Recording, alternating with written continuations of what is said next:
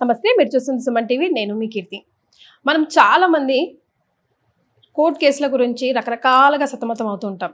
అది ఏదైనా కానివ్వండి, ఫైనాన్షియల్గా కానివ్వండి, లేకపోతే ఫ్యామిలీ డిస్ప్యూట్స్ వల్ల కానివ్వండి, లేకపోతే కోర్టు కేసులు అనేవి ఎప్పుడు ఎందుకు వస్తున్నాయో అసలు మేము ఇప్పటిదాకా కోర్టులోకి అడుగు కూడా పెట్టలేదు, ఏంటో సడన్గా ఎలా జరిగిపోయింది అంటూ ఉంటాం కదా.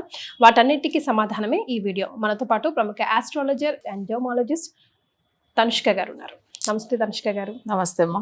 నేను ఇందాక చెప్పినట్టుగా కోర్టు కేసులు అన్నవి సడన్ గా వచ్చేస్తుంటాయండి. మన ప్రేమేం కూడా ఉండొచ్చు, ఉండకపోవచ్చు. అసలు అప్పటి వరకు చాలా ప్రాణంగా ఉన్న అన్నదమ్ముల మధ్యలో ఏదో డిస్ప్యూట్స్, లేదా అన్న అక్క చెల్లెల మధ్యలో, లేకపోతే తల్లిదండ్రుల మధ్యలో, లేదంటే పిల్లల మధ్యలో కూడా వచ్చేస్తున్నాయి కదా.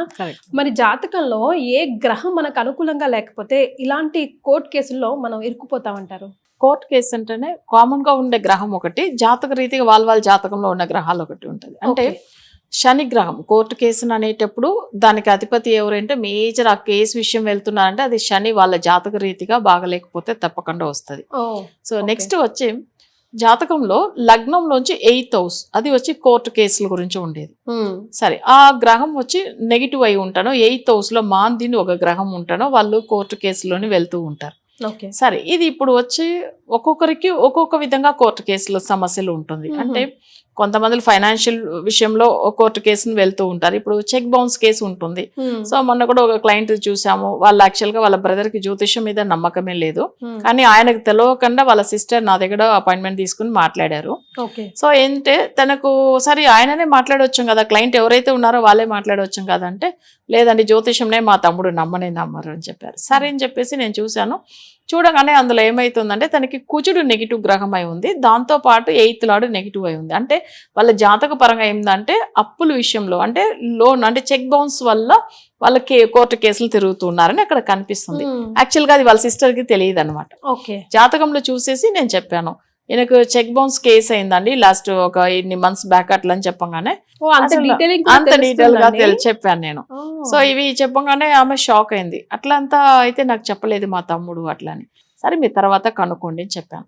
సరే నేనేం చేశానంటే ఈమె అసలు కొన్ని రోజుల తర్వాత వాళ్ళ బ్రదర్తో మాట్లాడుతున్నప్పుడు నీకేమన్నా చెక్ బౌన్స్ కేసు జరిగిందా ఏమనంటే, అవును నీకు ఎట్లా తెలుసు అన్నారంట.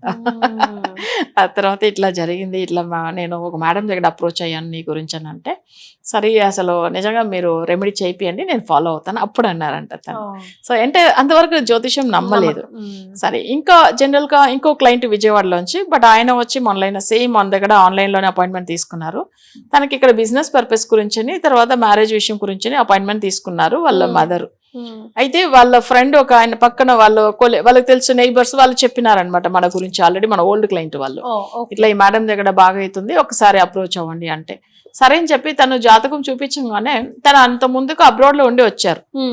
బట్ ఆయన జాతకంలో అక్కడ ఒక జాబ్ విషయంలో తనకు ఒక పెద్ద ఇష్యూ జరిగి తను కూడా అక్కడ పోలీస్ స్టేషన్ వెళ్లాల్సింది ఉంది, తన మీద ఒక కేసు జరిగింది అక్కడ. ఈ విషయం వీళ్ళ పేరెంట్ తెలిస్తే బాధపడతారని చెప్పి తను చెప్పలేదు.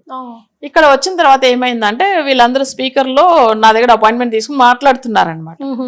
అప్పుడు నేను అతనితో చెప్తున్నాను, మీకు ఇట్లా ఒక 10 months బ్యాక్ మీకు వచ్చి మీరు అబ్రాడ్ లో ఉన్నప్పుడు ఒక కోర్టు కేసు విషయం గురించి మీరు బయట అంటే ప్రాబ్లం ఫేస్ చేశారు, సో ఇలా జరిగింది అట్లా అనగానే తను భయపడిపోయి ఏం చేశారంటే వాళ్ళ పేరెంట్స్ తెలియదు కదా, నేను ఉన్న విషయం చెప్పగానే తను ఏం చేశారు సడన్ గా మ్యూట్ పెట్టేసి ఒక్క సెకండ్ అని చెప్పి మళ్ళీ రూమ్ లో తీసుకొచ్చి వాళ్ళ ఫ్రెండ్ ని తీసుకొచ్చి మాట్లాడిండు. సారీ మేడం మిమ్మల్ని అలా అన్నదానికి, ఎందుకంటే నేను మా మదర్ కి తెలియదు, అసలు ఆమె బాధపడతారని చెప్పలేదు, అందుకని మీరు చెప్పిండ్రు 100% నిజం మేడం, వాళ్ళు చెప్తే సఫర్ అవుతాను నేను చెప్పలేదని.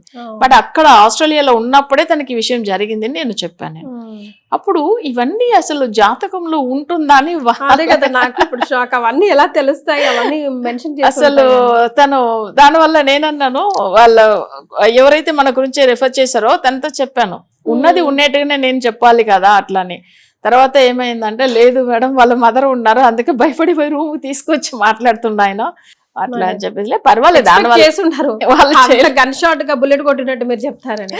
అసలు తర్వాత ఆయనకి ఇప్పుడు ఏమైందంటే ఆ విషయం అక్కడ ఆల్రెడీ సాల్వ్ చేసుకున్న తర్వాత ఆయనకు రెమెడీ ఇచ్చినాము, మ్యారేజ్ అయింది, తన బిజినెస్ విషయంలో సెట్ అయింది. అంటే కోర్టు కేసు అనేది ఒకరు జాతక రీతిగా ఇప్పుడు ఒకరు వచ్చి ఇప్పుడు మీరు అనేట్టుగా ఫైనాన్షియల్ విషయంలో వచ్చిందని చెప్పాము, ఇదే వచ్చి కొన్ని జాతకాలకు ఏమైందంటే యాక్సిడెంట్ కేసులు ఉంటాయి. సో అది కూడా జాతక రీతిగా 3rd లార్డ్ 8th లార్డ్ తో సంబంధించి ఉన్నప్పుడు అప్పుడు కోర్టు కేసుని దేని వల్ల వెళ్తారంటే యాక్సిడెంట్ వల్ల. సో యాక్సిడెంట్ కేసులు జరుగుతూ ఉంటాయి. అట్లా కొన్ని జాతకాల్లో చూడండి భార్య భర్తల మధ్యలో ఎక్కువ ఇష్యూస్ జరుగుతున్నాయి. మనం ఇప్పుడు చూసిన డివోర్స్ కేసులో జరుగుతున్నాయి కదా. ఇది ఎట్లా జరుగుతుందంటే జాతకంలో వాళ్ళకి 2nd లార్డ్ లేకపోతే శుక్రుడు ఇది నెగిటివ్ అయి ఉండి 8th లార్డ్ తో సంబంధం ఉంటాయి. అంటే 8th హౌస్ కోర్టు కేసుల గురించి చెప్పాను.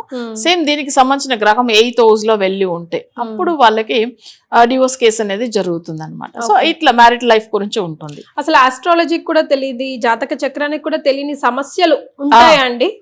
అంటే మీకు కూడా ఇదంతా పర్ఫెక్ట్ గా ఉంది, ఇలా అవ్వకూడదు, ఎందుకు ఇలా అయ్యింది అని క్వశ్చన్ మార్క్ ఏదైనా మీరు చూసారా? అట్లా ఉంటుంది. అది ఎందుకు వస్తుందంటే జాతకంలో మీరు అనేట్టుగా చాలా మందిలో ఏం చెప్తారు, శుక్రదశ చాలా బాగుంది, మంచిగా ఉంది కదా, ఎందుకు ఇట్లా జరుగుతుంది, అసలు దశ బాగుంది అని మా పండిట్ చెప్పారు, సో మేము చూపించుకున్నాము, శుక్ర మహాదశ చాలా యోగంగా ఉంటుందని, యోగిస్తుందని చెప్తారు. కానీ ఒక విషయం చూడండి, కొన్ని జాతకాలకు ఇప్పుడు ఫర్ ఎగ్జాంపుల్ ఇప్పుడు వాళ్ళు మకర లగ్నానికి శుక్రుడు యోగాధిపతి చాలా మంచి ప్లేస్ లో ఉన్నాడు, కానీ ఆ జాతకానికి లగ్న కారకుడు అనే శని శత్రువు అవుతాడు. శనియే కోర్టు కేసు గురించి యాక్సిడెంట్ గురించి ఉండే గ్రహం కూడా. సో అప్పుడు ఏమైతుందంటే శుక్ర దశలనే కొన్ని ఇష్యూస్ ఇట్లా జరుగుతుంది. వాళ్ళందరూ చెప్పే విషయం ఏంది, జాతకంలో దశ బాగుంది కానీ ఎందుకు ఇట్లా జరుగుతుంది అంటే కొన్ని మీరు అనేట్టుగా కొన్ని జాతక రీతిగా దశ బాగున్నప్పుడు కొన్ని గ్రహాలు శత్రు గ్రహాలు ఉంటారు. అంటే అది చూడాలి, అది చాలా మందికి తెలియదు. ఓన్లీ దశను చూసేస్తారు, బాగుందా బాగుంది అంతే. దశలు కూడా చూడాలి. దశలోనే శత్రు మిత్రులు ఉంటారు. ఇప్పుడు శనికి శుక్రుడు మిత్రులు ఇద్దరునే, కానీ శుక్ర మహాదశలో శని శత్రువు అవుతాడు. సో అప్పుడు సబ్జెక్ట్ పరంగా వెళ్తున్నప్పుడు అక్కడ వాళ్ళకి ఏం సమస్య ఉందని క్లియర్ గా మనకు అర్థమైపోతుంది అక్కడ.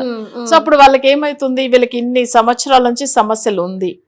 సో ఇప్పుడు ఇదే శుక్రదశ జరుగుతున్న వాళ్ళు దగ్గర వాళ్ళు మేష లగ్నంలో పుట్టి ఉన్నారు అనుకోండి, వాళ్ళకి దానికి రిలేటెడ్ గా ఏమైపోతుందంటే వాళ్ళకి ఇన్కమ్ సోర్స్ అనేది రెగ్యులర్ ఇన్కమ్ అనేది ఉండదు. శుక్రదశనే జరుగుతుంది, ఎందుకు ఇన్కమ్ రాలేదు. సో అది అట్లా ఉంటుంది కదా. 10th హౌస్ ఇన్కమ్ సంబంధించిన హౌస్ వాళ్ళకి నెగిటివ్ అయిపోతుంది ఆ దశలో. అప్పుడు దశ మంచిగా ఉండి కూడా ఫలితం ఇవ్వలేదు చూడండి కదా. ఎప్పుడైనా కానీ నెగిటివ్ గ్రహానికి బలం ఎక్కువ ఉంటుంది.